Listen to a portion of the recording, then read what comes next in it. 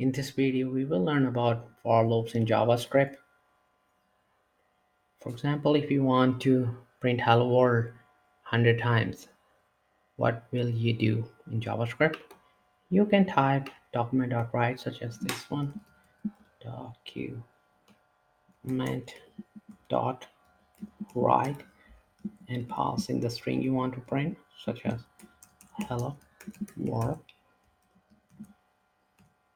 So this statement will print hello world one time, and you can just copy this, and if you want to keep printing 100 times, you need to just writing this line or just keep pasting this line 100 times. That's not a good way to do it. So better way to do is to use the for loop or a while loop. In this example, we will look at for loop. The basic use of loop is to do something more than one time, and we can have a look for loop basic structure. The basic structure of for loop is here, for, and the first starting point, and then semicolon, then the condition to check the loop. This condition will check if this condition is true, we will keep on looping, and then we can increment or decrement our variable so we can reach to the final condition to get out of the loop. The starting parameter is the initialization of our loop. We need to initialize the loop in order to start. The condition parameter is the key element to control the loop.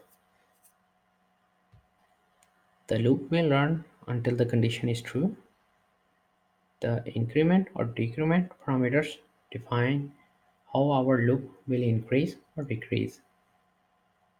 Let's see an example to print hello world 10 times with for loop.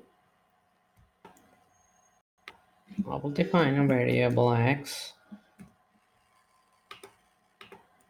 and the starting value of x will be initialized to 0, and our condition will be well,